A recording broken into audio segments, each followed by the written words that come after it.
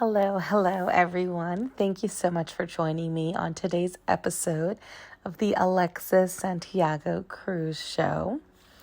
I'm really excited to talk about today's topic because, one, I find the topic extremely interesting, but two, it's something that's very near and dear to me. So without further ado, let's get started.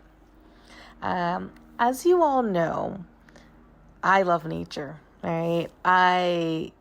Something that a hobby I've really picked up is being an outdoor recreation, right? Being amongst nature. The last 5 years, it's really grown. I love hiking, nature tourism, as it's called, but I just really love going out. Like if you ask me where I want to go, right? I went to New York this past October, and I wasn't as thrilled as I was to go to Mammoth Lakes. I wasn't as thrilled as I was to go to Redwood National Park. So I get much more of a thrill out of nature tourism than I do going to any actual destination or a large major city.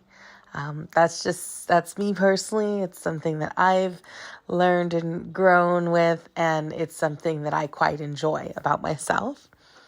So that brings me to this topic, right? So today's episode is going to be about nature as a whole, but more importantly, nature and access to recreational nature activities and how that relates to our health. How does that impact our health? How does that affect our health, right? So how I came up with this topic is pretty interesting. So last week I had a doctor's appointment. I was fumbling around in my wallet. I have one of those little wallets with all those compartments, and I could not find my medical card, right? My medical insurance card. So I was looking for it, and I was like, man, I'm going to be late. And then I stumbled upon my national park annual pass that I have. And it's an annual pass. You can get it at any of the national parks, but it's like an $80 pass, and you have unlimited access to any of the parks for 365 days, which is pretty neat. And I was looking at it and I was like, oh, shoot, it's expiring April. So, I only have a few more weeks left in the month of March to use it. So I was like, oh, shoot, what trip can I squeeze in? What nature trip can I squeeze in, between now and April? And I was thinking about that, and it led me kind of thinking. So I thought about that, and then I left and I was driving to my doctor's appointment, and I was thinking about, wow, I really do enjoy nature. And I was thinking about, wow, I remember, first developing this relationship with nature and kind of finding my way and what I liked and disliked about these little, I call them nature trips, these nature trips that I would take. And I remember one very distinct memory, and that was always that I felt in the beginning, and I still do, but I felt it more in the beginning. I felt out of place, and I felt uncomfortable, and I felt, wow, I don't see anyone who looks like me. I don't see anyone who could closely resemble my experiences as a Mexican and Black cisgender female from a lower socioeconomic background, right? And I remember because of that, it really shaped how I navigated experiencing our national parks. It really shaped how I planned where I'd stay. It planned where I'd eat. I really went into planning because I wanted to make sure that I was going to be able to experience these national parks, but then I would also be able to feel comfortable within my experiences because, quite frankly, I felt like a fish out of water. And what does a fish out of water try to do? They try to get back into water, right? So me doing that over planning was really my method of, I guess, coping with feeling like a fish out of water. So I just remember, I thought about that as I was driving to my doctor's appointment. And I was like, wow, like that wasn't a great experience. And it's something I feel more comfortable with now. But in the initial onset of feeling that way, I remember it was something I was very steadfast in addressing. So that's what today's topic is about. And I know that seems a little bit, I may have sounded a little bit like I'm rambling. I promise I'm not. But I want to get into it. And I also want to say that today's episode is going to be about not only a nature recreation, right? But it's also going to be about how does that impact our health?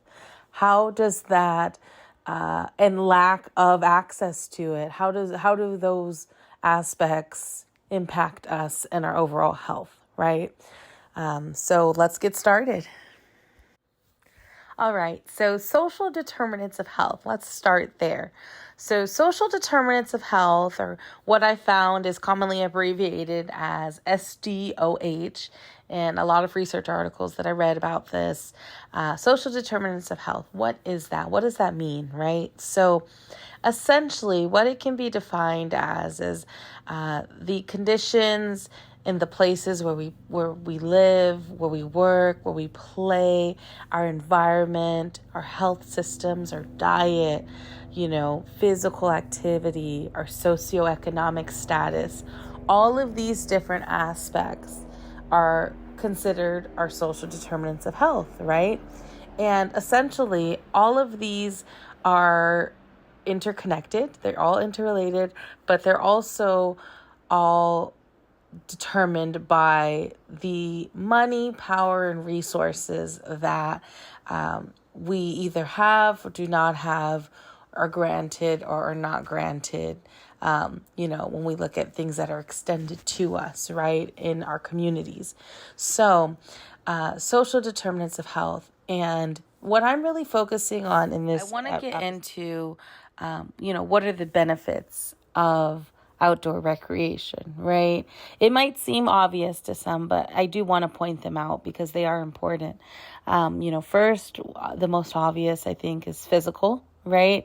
There's physical benefits to being, to doing something like going to Yosemite, right? There's physical benefits to that because you're outdoor, whether you're hiking, whether you're walking, you are outside and you're actually moving, right? So there's physical aspects to it. There's the mental aspects of it being more mentally stimulating and how that impacts your health.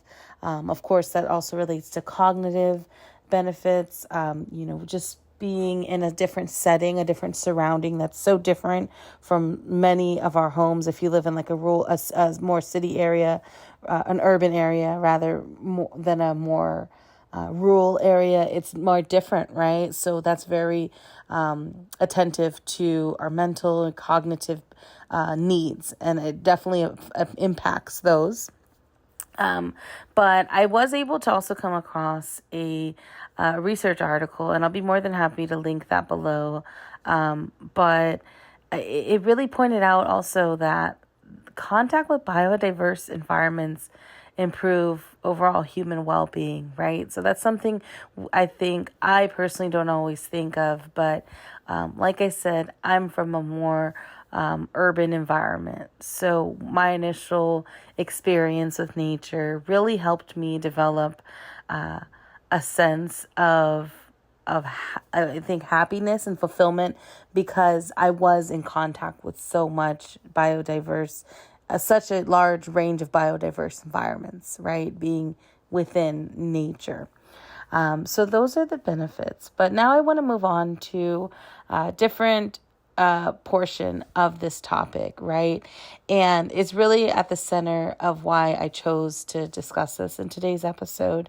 And that is that, yes, so there are these benefits and they are wonderful benefits, but all in through, they do require also a lot of resources, right? So what type of resources are needed to go to a national park like Yosemite, right? What do you need? You need a reliable vehicle that can, take you 200 plus miles. For me, for instance, I know for some people it may be much further. You need to have excess financial funds, right? So you need to have excess funds so that you can pay for gas, pay for food, pay for lodging if you're going to stay there. But you need to also have, education and knowledge of where you're going when you go to the park. You need to know, what you want to do once you actually get there. So that requires some planning and resources.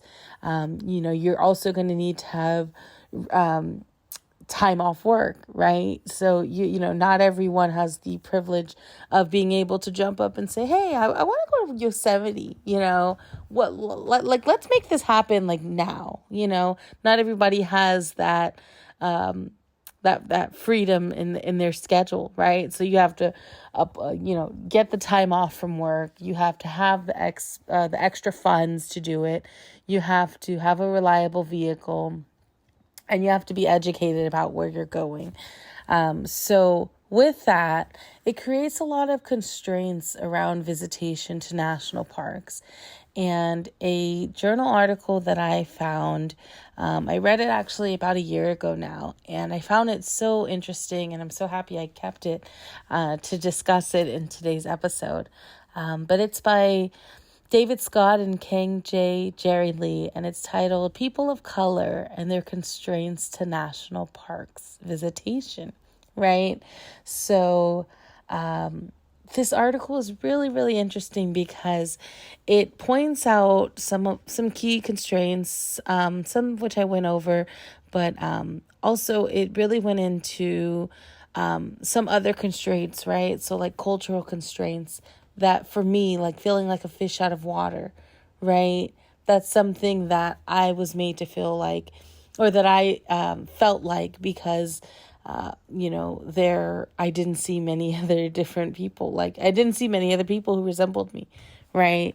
So that can be aligned with a cultural constraint because I wasn't really exposed to national parks or outdoor recreation as an adolescent, right? It wasn't until I was an adult that I did things like go to national parks. But this research article also points out different constraints for people of color, such as, like I said, limited socioeconomic resources. There's also things like boundary maintenance. There are, just a multitude of different factors that contribute to people of color not experiencing national parks as widely and as vastly as their white counterparts, right? So, I said earlier, I felt like a fish out of water, and I think I felt that way because I, quite frankly, feel more comfortable when I see other either mixed race people or other people of color. More specifically, I feel more comfortable seeing Black people, being surrounded by Black people. And when you look at these limiting factors or these constraints, these leisure constraints, you can notice, hey, there's actually a correlation here, right? So leisure constraints, right? So when you look at limited socioeconomic resources, for instance, a lot of communities of color, including Black communities, are limited in socioeconomic resources, right? So they don't have the either funds, or they don't have the time off work. They aren't able to be fully educated on different recreational activities that are available to them, right? So these are things that are not made aware to communities of color and Black communities more specifically. Now that we've discussed the health benefits of outdoor recreational activities like attending U.S. national parks, as well as the barriers or constraints that come along with attending these parks, we can definitely begin to look at what this actually means in the grand scheme of things, right? How does this affect our health? Because that was the initial question that I had posed when I was, sitting in my car thinking about that experience that I had and how I felt initially, interacting with nature and the outdoors activities in my initial experiences, right? So when we look at this also, I want to make it very clear that I'm not suggesting that all minorities, all people of color don't experience outdoor recreational activities. I'm not saying that at all. Not by any means am I saying that not one single person goes to a national park. That's not what I'm insinuating at all. But what I am saying instead is, I did find some, statistics to, back it up. What I am saying is that people of color, minorities, are drastically underrepresented in these spaces, right? And I think what this also shows is that these spaces, in a sense, have been created and preserved for white people. They have been, kept pristine in a sense throughout historical terms. Also, if you want to, go even further back and take a history lesson, you're, more than welcome to look into, ethnic cleansing of the national parks and how, indigenous people were pushed out and how, these spaces were initially only preserved for white people, right?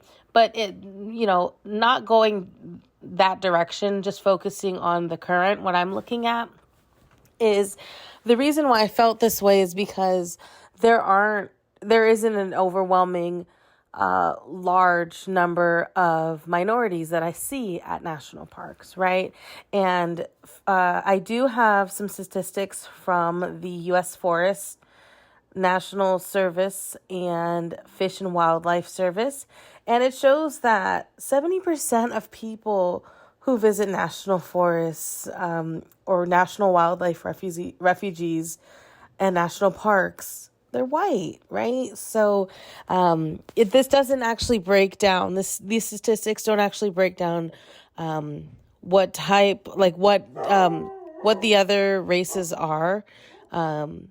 But, grouping all of minorities into 30% of annual visitors to these types of outdoor recreational activities is pretty narrow, and it's pretty slim when you look at how vast and how expansive our national park system is.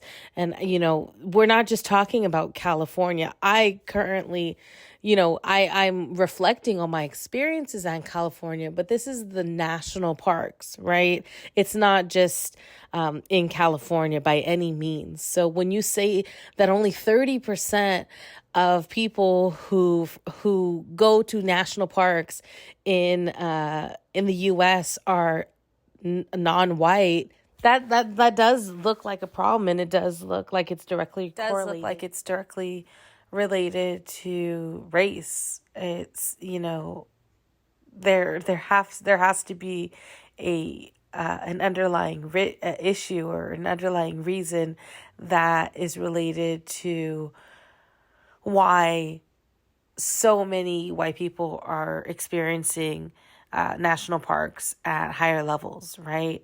And, we can point to, upbringing, right? Cultural differences. We can point to, how, minorities or people of socioeconomically disadvantaged backgrounds experience recreational activities differently than their white counterparts. Who are not socioeconomically disadvantaged. We can take that avenue, or we can say, hey, there's something socially wrong with our construction and our our systems in place that we have surrounding our national park system. And this is not only upholding, in a sense, upholding, you know, biases. It's also limiting accessibility for people who do not fit into the category of identifying as a white, right? So when we limit different groups reach or accessibility to our national park system, we can definitely start to see that this can have an impact on their health, right? If we have, in 2022, we have this vast, beautiful, expansive national park system, and only one specific group is benefiting from the uses of it, then we can see that how this can hurt the health. This can have adverse effects on the health of people who are unable to experience these types of outdoor recreational activities. So if accessibility is a major component of experiencing outdoor recreational activities like going to Yosemite, then lack of accessibility definitely can have an impact on health. And how does this impact health? So this can impact health if we look at how I just stated, the sort of overwhelming presence of white people in these spaces. It can show a form of modern day segregation in a sense, right? And not necessarily by the people attending them who are white, but by the systems in place, right, that are upheld, that continue to pretty much uh, serve white people, right? So, that can look like the service fees, right? The fee that the $33 fee if you don't have an annual pass to go to the national park, right? It can look at the lack of transportation to the national parks. It can look at lack of affordable lodging for the parks, right? So when you look at all of these different aspects and you say, wow, this is very inaccessible to people who uh, who are socioeconomically disadvantaged in larger quantities than their white counterparts, like people of color, you can see that this affects their health because they are unable to experience the same benefits of national parks and of outdoor recreation on levels that white people do. Um, and by affecting their health, this can, cause them stress because, they are unable to find that release. Like when I go to Yosemite, I feel relieved. I come back and I feel revitalized, right? They are unable. A lot of people who are unable to access these national parks may feel, they don't have that release because they can't experience the national parks and their vastness and their glory. They can't experience them because of the systems in place and the boundaries that keep them from being able to participate in them. And, overall, you know, whether someone argues that if someone says, I don't like nature, right? Well, even if you don't like nature, and even if you don't see the health benefits of nature, then, it's still important to acknowledge that it's really important to experience or visit, right, national parks, and being surrounded by like natural world is just completely different than any other experience. So, you know, while someone may not be inclined to do it, whether it be cultural or personal preferences, there are still benefits that people receive from going to these national parks and participating in outdoor activities like this. And with that, I think it's also important to make sure that we continue to advocate for inclusion of not only minorities, but in socioeconomically disadvantaged populations, also in um, uh, for people experience or with living with disabilities, right? It's important that national parks and outdoor recreational activities on this different level is experienced by more people than just, what it's currently being experienced as 70% being white people. Um, and also looking forward, I think, it's 2022 now, right? So it's also important to see that the times are shifting, right? And hopefully they're shifting in the right direction. So, one major event, that of course we had recently that we can all experience, we can all familiarize ourselves with is the COVID pandemic, right? In 2020, 2021, our national parks saw an increased level of visitors, an increased interest overall in nature and in experiencing outdoor recreational activities. So it'll definitely be interesting to see how this shifts the statistics and the data surrounding the annual visitors at these national parks, right? Because with an influx in interest, there can also be an influx in different populations occupying these spaces and taking advantage of the health benefits that recreational outdoor activities provide. So, looking into the future, I think that's something that we have that's optimistic. But until we are able to actually look at more data and see how the data is trending, I hope that in 5-10 years, it's not still 70% of annual visitors to the national parks being represented by white people. I hope that the data is changing, in 5-10 years from now.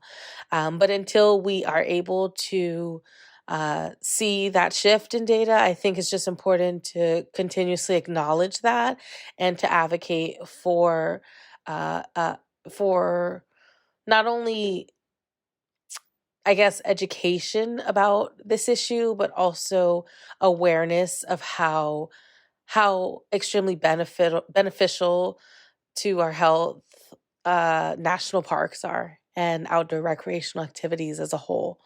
Um, so so with that, I am closing, and I thank you all for tuning in and listening to this week's episode of the Alexis Santiago-Cruz Show, where we took a deeper look into the health benefits of outdoor recreational activities. Like I said, at the beginning of the show, it's a topic that I'm very interested in, and I'm really excited that we were able to kind of dive deeper into this. So thank you, and I'll see you on the next show. Thank you.